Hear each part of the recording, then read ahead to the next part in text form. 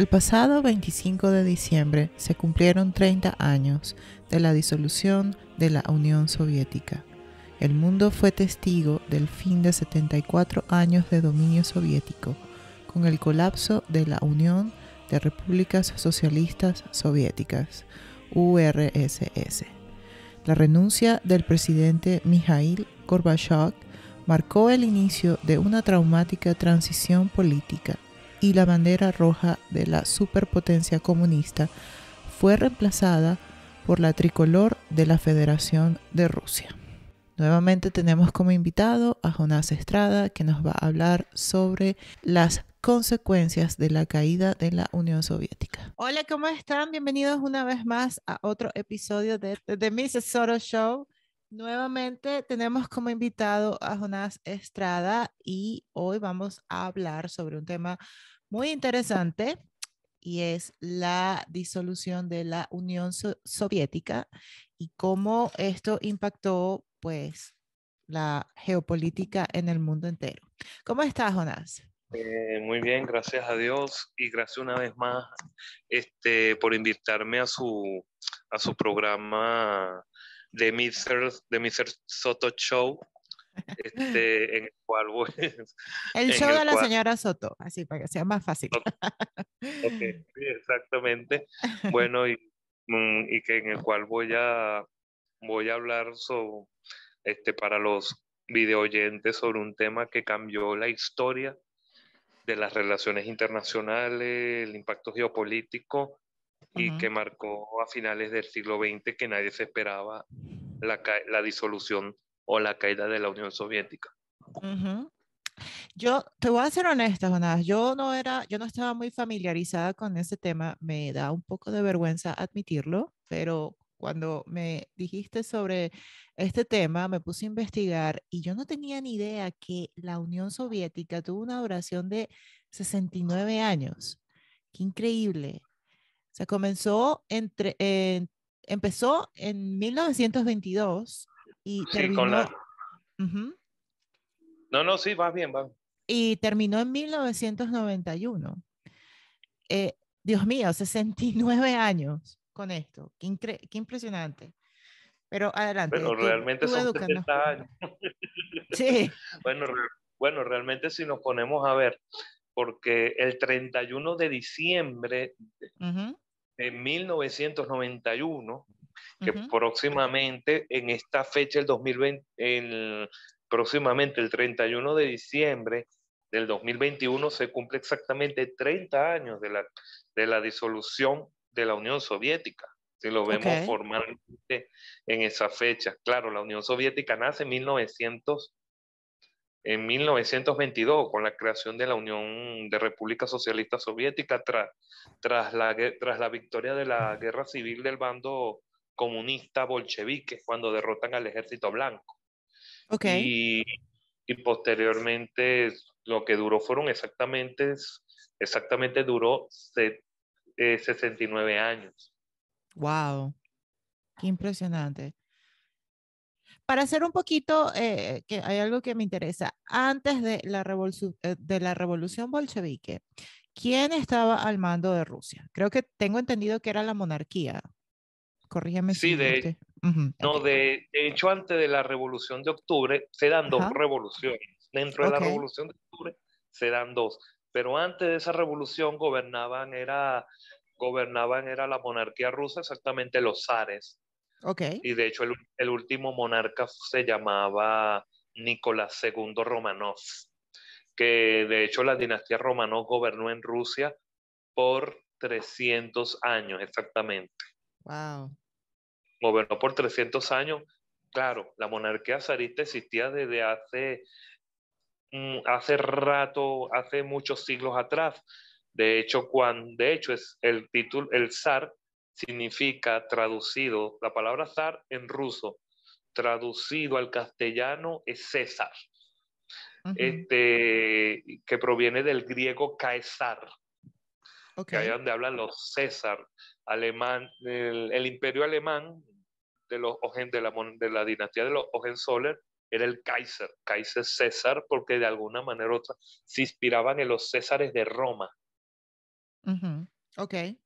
Eso era, y en el caso de los rusos, ellos gobernaban los zares ya gobernaban desde el año 1452, si no estoy equivocado, que ya estaba Iván III, que expulsa a Ujú. los mongoles, después Iván IV, que era cuando era ese tiempo no era el Imperio Ruso, sino el Gran Ducado de Moscú, con Ok. Iván IV el Terrible, y de allí es que han habido después toda una serie de gobernantes rusos, después hubo un momento histórico en el cual fueron invadidos cuando muere Iván IV el Terrible, hubo una época de tumulto, Ujú. de desorden, de caos, Ujú. invaden los polacos, instauran a un falso zar, Ok. que respondía a los intereses de la mancomunidad polaco-lituana, pero hubo una resistencia del pueblo ruso que se enfrentó a los invasores polacos, Ujú. expulsan a los polacos del territorio ruso y después de allí instauran al primer de la dinastía Romanov, que fue Mijail, Mijail I Romanov o Miguel Romano, que fue el primer zar de los Romanov. Y de allí en adelante duraron 300 años. Ok. Luego posteriormente, durante ese tiempo, vinieron una serie de gobernantes, monarcas, como el zar, después posteriormente, el zar el Pedro Grande, que con él se inicia el Imperio Ruso. Luego de él, gobierna Isabel Petrovna, su hija, después Catalina II la Grande, Ujú. este, después tuvo el zar Pablo, no, zar Pablo fue primero, luego fue Catalina II la Grande, Ujú. después vino el zar Alejandro I, Nicolás I, Alejandro II, después vino, eh, después vino concho, que no, el nombre del otro zar, que era el papá de Nicolás II, que ya le Ujú. voy a decir. Luego vino Nicolás II, que con él se cierra la monarquía rusa, cuando aparece la revolución de octubre, que en el cual se dan dos revoluciones, porque ahí Ujú. también hay que ubicar el contexto, que, porque hay unos antecedentes en el cual ya viene el debacle del imperio ruso, Ujú. que fue con primero, cuando Rusia pierde la guerra contra Japón Ok. en 1905. Ok. Este, eso impactó al mundo de ese tiempo, porque una potencia no europea derrota a una potencia europea. Bueno, tomando en cuenta que Rusia estaba dentro del concierto europeo, aunque siempre hubo unas discusiones si Rusia es europea o asiático, porque es un país que abarca dos continentes de alguna manera u otra por el gran tamaño, Ujú. este, en el cual eso impactó. Después ya venían una serie de situaciones a los problemas internos que estaba, se estaba suscitándose en Rusia. Por cierto, ya me acordé el nombre del papá de Nicolás II, que se llamaba el zar Alejandro III. Ok. Y después que viene Nicolás II, bueno, y siguiendo en ese hilo, ante las situaciones que se estaban presentando sobre la sociedad rusa, porque Rusia fue un país que no vivió como lo que se estaba sucediendo en Europa, como el Renacimiento, la Ilustración y toda esa Ujú. idea. No, eso no lo vivió Rusia. Rusia no lo vivió porque, de alguna manera, porque siempre fue un país que de alguna manera u otra tuvo como apartada de Europa. Ok. A pesar de los eslavos, los rusos son de etnia eslava, son pueblos de origen indoeuropeo, pero ellos siempre tuvieron una identidad cultural muy distinta al europeo, tomando en cuenta por el factor que siempre jugó un papel importante en la historia de Rusia, que fue el cristianismo ortodoxo. Ok. Eso siempre ha jugado un papel muy importante la religión en Rusia, de ese cristianismo en Rusia, que Sí. de hecho ellos se consideran, de hecho se consideraban los herederos del imperio de Bizancio. Ujú, Cuando cae Bizancio en 1453, ujú, cuando caen en manos de los musulmanes otomanos, ujú, turco-otomanos, como en ese tiempo el ducado de Moscú ya había expulsado buena parte de los mongoles que habían invadido desde el año 1212 aproximadamente. Ya los rusos ya habían expulsado buena parte de los mongoles y tártaros del territorio ruso. Después, y como en ese momento Iván III estaba casada, estaba casada con la sobrina del último emperador de Bizancio, que era Constantino Dragaxi Paleólogos, ujú. que en este caso era Sofía Paleólogo, que se le conocía como Zoe Paleólogo. De ahí es que ellos adoptaron también por su forma de gobierno lo que llaman la autocracia, que es una autocracia absoluta de que que los monarcas de alguna manera u otra estaban muy cercanos a la divinidad, ellos eran la tercera Roma, porque Moscú está erigida también por siete colinas, Ujú, y que ellos tenían y que ellos tuvieron la misión de salvaguardar a los cristianos ortodoxos. Y y, y de llevar la misma y tener la misión excepcional de llevar la visión cristiana ortodoxa a todo el territorio que Rusia después iba posteriormente conquistando a medida de su expansionismo, porque eso siempre ha caracterizado a Rusia por el factor de inseguridad territorial, porque Rusia no tiene barreras naturales. ujú, La única forma de protegerse es conquistando otros territorios para ir asegurando los espacios y, y buscando mares cálidos, porque siempre ha sido una gran potencia terrestre, una ujú. potencia geopolítica de visión terrestre, o como también se le conoce, telurocrático. Bueno, entonces, ¿qué es lo que estaba pasando posteriormente en la Rusia en ese momento? Ujú. Viene una revolución de 1905, pero una revolución enmarcada liberal para que existiese mayores libertades políticas, Ok. civiles, que Rusia se pudiese modernizar. Lo que hizo, y aparte que el esquema de gobierno que ya tenía el zar Nicolás II era de alguna manera u otra atrasada. Por eso se hablaba de una Rusia feudal, pero ellos no vivieron, ellos nunca tuvieron un esquema feudal como Ok. lo vivió la Europa en la Edad Media. Por eso que Rusia siempre fue distinto. Rusia no tuvo esa cuestión de los grandes señores, los siervos de la gleba, ni nada por el estilo, pero sí el campesinado era considerablemente pobre, aparte de que todas las tierras eran del zar. Ujú, La Rusia de ese momento no estaba en su mejor momento ni económico ni político, pero sí hubo intentos de reformas políticas y económicas, pero que no, de alguna manera u otra no se llevaron de manera muy lenta, ujú, porque estaba el impedimento que hacían los zares, no estaba entendiendo la realidad que se estaba suscitando.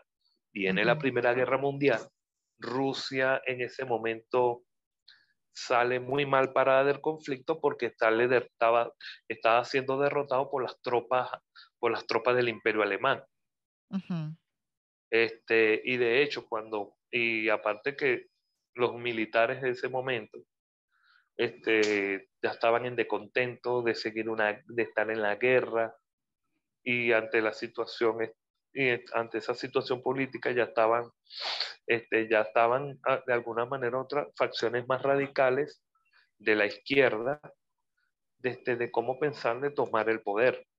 Se da la Revolución de Febrero, que fue una revolución socialista, ujú. moderada, no comunista, pero sí era de izquierda, que estaba Kerensky, con que de hecho tuvo apoyo popular porque los bolcheviques dirigidos por Lenin, eso era una minoría, Ok. pero, era, pero eran muy astutos, muy organizados. Eso sí no se le puede negar de ellos. ¿Y cuál era el objetivo de la esperanza que cuando llegan con Kerensky? Bueno, y en ese momento abdica el zar. El zar abdicó en favor de su hermano Miguel, pero Miguel no, no acepta ser rey. Ahí es donde cayó la monarquía. No como dicen que fueron los comunistas, no. El fin de la monarquía fue cuando abdica el zar Nicolás II, que en favor de su hermano, el gran duque Miguel de Romanov, pero Miguel de Romanov no acepta ser zar. Ahí fue el fin. Se instaura el gobierno de Kerensky provisional, porque la gente tenía esperanza de que ellos pudieran gobernar. No, aparte de gobernar, pudieran poner fin a la guerra. Okay. Que al menos Rusia no participara, pero él hizo lo contrario.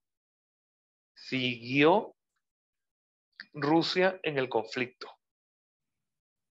Y aparte que se da un momento de un intento de una contraofensiva militar y fracasó. Eso puso coto al gobierno de Kerensky. Aparte que ya paralelamente, ya en Petrogrado ya habían como una especie de dos gobiernos. Petrogrado era lo que es actual San Petersburgo. Ya estaban gobernando de alguna manera otros los bolcheviques. O sea, había como una especie de gobierno paralelo. O sea, estaba el parlamento legítimo, pero también yo tenía lo que llaman los consejos, que ahí es donde viene el término de soviet, que significa consejo. Okay. Con Trotsky a la cabeza y todos esos aspectos. Pero luego se esperó en octubre, que es donde ellos vieron la oportunidad de, bueno, vamos a derrocar al gobierno socialista, reformista, y bueno, y vamos a instaurar el comunismo en Rusia. Obviamente, yo hace un golpe prácticamente a secas, porque no hubo si acaso fueron 1 o 2 muertos, no hubo más nada. Cuando que ellos toman el palacio, porque de hecho la capital del Imperio Ruso anteriormente era San Petersburgo, que en la época de Nicolás II llamaban Petrogrado. Okay. Cuando ellos cañonean el Palacio de Invierno con el buque Aurora, ellos toman el palacio, toman el poder, toman la Duma en ese momento, y ahí es donde se instaura la Revolución de Octubre. Y que, por cierto, lo que hacen es derrocar a un gobierno socialista moderado. Y que hubo como respuesta, ahí es donde se estalla la guerra civil. La guerra civil rusa, que va durando hasta 1921. Claro, en ese momento. Disculpa que te interrumpa, Matan. Jonas. Okay. Quiero mencionar algo, y es que la gente no entiende que el socialismo es el camino hacia el comunismo. Y la gente no termina de entender eso porque pues son ignorantes de la historia. Y tú no los estás contando ahorita con esto, ¿no? Claro, pero el problema es que hay una diferencia que no, claro, no viene al tema, pero voy a hacer esta pequeña aclaratoria. ¿Sabes que en el pensamiento marxista, Carlos Marx planteaba el socialismo como una etapa transitoria? Sí. Que tenía que venir la dictadura del proletariado, posteriormente una vez que los proletariados tomasen el poder político, ahí venía esa dictadura para después conllevar progresivamente hacia una sociedad comunista sin clase. Pero ojo, el marxismo no planteaba,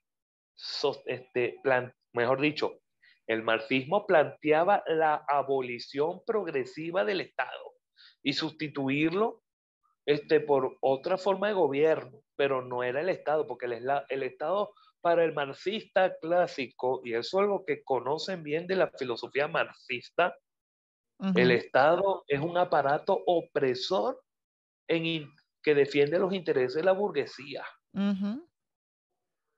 Pero en el caso cuando se instaura el comunismo en Rusia, no se cumplen las etapas del marxismo, porque el marxismo siempre tuvo una de tantas fallas, porque siempre las tuvo en la filosofía, que es ellos buscaban una especie de autoprofecía cumplida, o sea, tenía que cumplirse esa etapa porque sí, y nunca se dio así.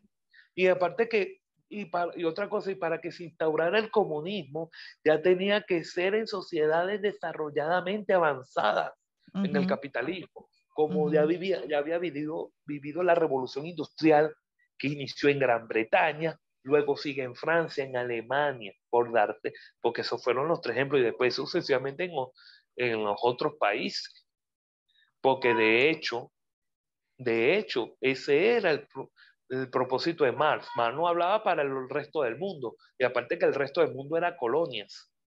Ujú, Y la América, y América hispana o latina, pero estaba bajo influencia de Estados Unidos, pues, por el factor económico y todas esas ujú, cuestiones. Pero el ujú, resto del mundo era colonia, era ujú, eurocéntrico, siempre fue fundamentalmente eurocéntrico. Pero cuando se da en Rusia, Rusia no tiene un desarrollo de un proletariado considerable. Era un país de mayoría campesina ujú, y buena parte analfabeta. Apenas estaba viviendo los inicios de la revolución industrial y se da fueron en algunas ciudades rusas como Ivanovo, en Tula y en los países y en los territorios del Báltico que estaban bajo un control del imperio ruso, porque donde se dieron las primeras manifestaciones, el ujú. resto de la Rusia no, en ese caso. Y por eso que con Rusia no se aplica la tesis marxista tal cual de la abolición del Estado. Lo que hicieron fue sencillamente desde la visión de Lenin, fue fortalecer la figura del Estado. Claro, Lenin planteaba con la cuestión de que gobernasen los soviets, no Ujú, el partido, pero eso cambia con Stalin. ujú. Con Stalin que establece la cuestión del Estado-partido, principio de los totalitarismos. El, el Estado por Ah, encima del individuo y el partido por encima del Estado. oh, ok, ok. Y eso hay que entender. Por, en Rusia no se implementó el comunismo, pero no el comunismo de la visión marxista, sino dentro de sus propias ideas de lo que llamó marxismo-leninismo, porque el marxismo-leninismo es político, es la aplicación de la política marxista, pero teniendo en cuenta el partido Ujú, y el fortalecimiento del Estado. ok. Que, que eso fue lo que se conllevó a la práctica. Y luego de la guerra civil rusa, matan a los Romanov, matan a la familia Romanov allá en, en la casa Ipatiev, por allá en la zona de Siberia, Ujú, en Yekaterinburgo. Por esa zona fue que la mataron por orden de Lenin. Y el ejecutor fue uno de los revolucionarios de apellido Sverdlov. ujú. Y todo ese conflicto conllevó que duró todo ese tiempo hasta que por cierto, los bolcheviques implementaron lo que llaman el comunismo de guerra. Y siempre tuvieron la ventaja porque fue el factor de los medios de los ferrocarriles, que eso fue lo que permitió de llevar tropas, los recursos logísticos y todos esos aspectos, que fue lo que permitió la victoria Ujú,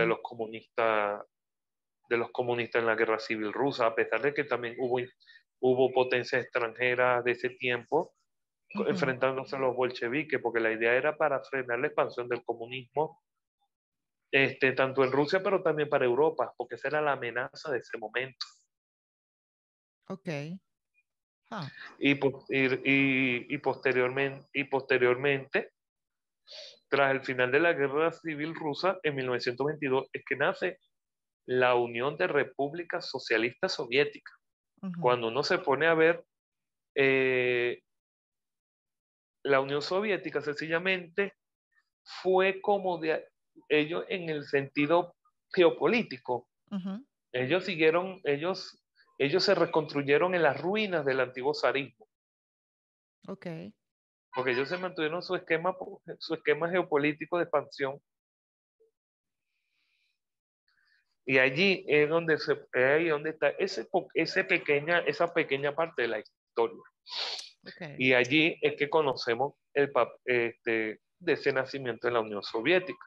Ujú, Cuando la Unión Soviética posteriormente empieza a tener el protagonismo internacional, propiamente como una superpotencia, ya como una superpotencia propiamente dicha, después de 1945 en la victoria de la Segunda Guerra Mundial, cuando derrotan a la Alemania nacionalsocialista que estaba gobernado por Adolfo Hitler. ok. Bueno, junto que también estaban los aliados, Estados Unidos, Gran Bretaña y la Francia libre de Charles de Gaulle. sí, de Charles de Gaulle en ese momento. Que obviamente ya era una superpotencia militar de poder convencional gigantesco. Y ahí es donde entra ya como erigirse propiamente como una superpotencia con Estados Unidos, porque fueron los dos grandes vencedores de la guerra. Ujú. Y ya Gran Bretaña sí fue vencedor, pero ya Gran Bretaña ya no tenía el poder global de ese momento. Se la da a Estados Unidos. Y después que se conoce, después se da posteriormente Ujú. la pugna entre el mundo comunista y el mundo democrático capitalista, como bien conocemos, que de ahí es donde se llegó la repartición del mundo en dos polos, porque lo que se llama la bipolaridad, que fue tras el acuerdo de Yalta Ok. y se ratifica en los acuerdos de Potsdam, después ya de recién derrotada la Alemania nazi en ese momento. Ahora, ahora viendo que mencionamos unos pequeños antecedentes históricos de cómo se formó la Unión Soviética, Ujú. aunque eso es un tema mucho más Bien largo porque extenso. Sí. y bien extenso, pero hay un aspecto importante que hay que mencionarse. ¿Qué es lo que conllevó a la caída de la Unión Soviética? Siendo una superpotencia militar, económica hasta cierto punto, Ujú. porque jamás superó a Estados Unidos en lo económico. Cierto punto tecnológico, Ujú.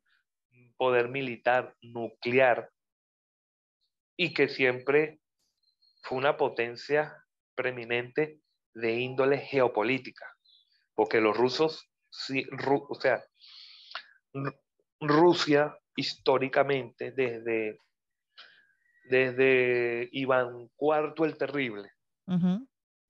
Rusia siempre fue un país protohistóricamente geopolítico. Y la geopolítica la aprendieron en las estepas tras la invasión de los mongoles. Ujú.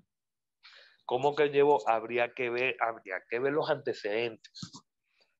Que mucha gente, algunas personas creen que no, fue culpa de Mikhail Gorbachev. No, las cosas no son tan así. Hay que ver el panorama completo para ver qué fue lo que conllevó la caída de la misma. De una Unión Soviética en expansión, pero que después cayó, y luego cayó y que sorprendió al mundo, y nadie, ni los grandes analistas políticos o internacionalistas, jamás preveyeron la caída de una superpotencia, de un imperio que ya tenía presencia hasta en África y en América Latina incluso. Sí.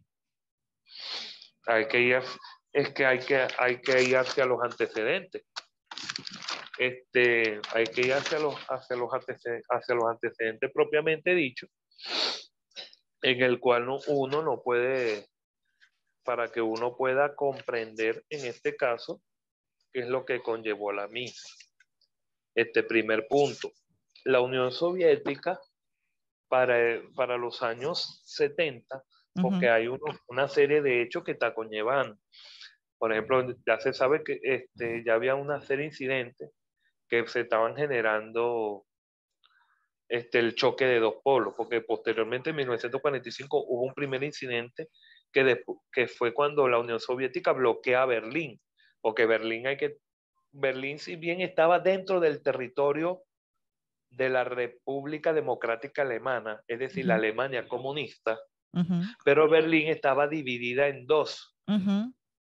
Que estaba el Este, la lado Alem- occidental, la Alemania estaba el, occidental y ajá, ujú. estaba la Alemania, el Berlín occidental y el Berlín oriental, que Ujú. lo dividía después posteriormente lo del muro, Ujú. el famoso muro de Berlín, Ujú. que se da lo que después Estados Unidos implementó el puente aéreo Ujú. para abastecer al Berlín occidental, Ujú. capitalista Ujú. democrático, porque aparte Alemania ya estaba dividida en dos y Europa se dividió en dos. Por eso que Ok. llamaba el telón de acero. ¿Por qué el telón de acero? Porque el telón de acero empezaba desde Stettin hasta la zona del Adriático. que eso es donde está la zona, lo que era la antigua Yugoslavia, el mar Adriático, para ubicarlo a la gente geográficamente. Es que Ok. eso Churchill denunció que se estaba implementando el famoso Tenión de Acero, que por cierto mucha gente decía, no, la Unión Soviética liberó a Europa de la Alemania nazi. No, lo que hizo fue tomar el territorio e implementar el comunismo a punta de tal.